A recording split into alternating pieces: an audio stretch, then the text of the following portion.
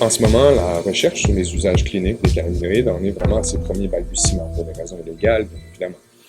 Par contre, il existe une littérature scientifique extrêmement abondante, portant à la fois sur les modèles expérimentaux théoriques, les modèles in silico, les modèles in vitro, les modèles in vivo précliniques,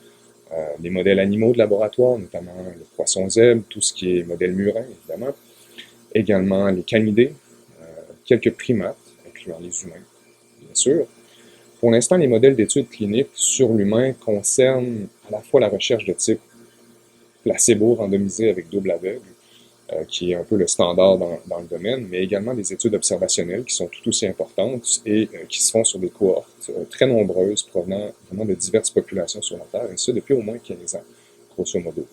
Donc, en résumé, de la recherche préclinique et clinique, il y en a déjà beaucoup. Il y a énormément d'informations dans la littérature scientifique. Les cliniciens peuvent, par conséquent, s'appuyer sur l'intégration de l'ensemble de ces connaissances ramassées par la communauté scientifique depuis les, je dirais, au moins 60 dernières années. Ce qu'on pourrait ajouter à ce sujet, c'est que l'une des idées dominantes qui prévaut dans le corps médical en ce moment est la suivante. C'est que pour avoir la meilleure indication scientifique de l'effet du cannabis sur le corps humain, il importe essentiellement de calquer les méthodes de recherche clinique dans le monde de la pharmaceutique de synthèse. Il va impérativement falloir que la communauté scientifique tente de moderniser ses méthodes d'investigation pour adapter les méthodes de recherche et les dispositifs expérimentaux aussi pour tenir compte de la complexité puis de la diversité moléculaire de la plante de cannabis et des produits transformés qu'on peut préparer à partir de cette plante-là. La vision classique qui est adoptée par l'industrie pharmaceutique,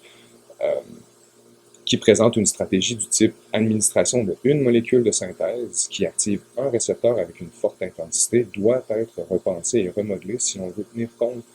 de la réalité biologique de la plante et de ses interactions avec nos systèmes physiologiques. Et ça, c'est quand même une réalité biologique qui est non négligeable. Le scénario du cannabis est plutôt de type matrice végétale composite, qui comprend un ensemble de ligands qui partagent des similarités biochimiques structurales, qui sont évidemment redondantes et qui ont la capacité d'affecter un ensemble de récepteurs cellulaires qui sont fonctionnellement reliés les uns aux autres et dont l'effet synergique résultant est plus grand que la somme de ces parties. On assiste,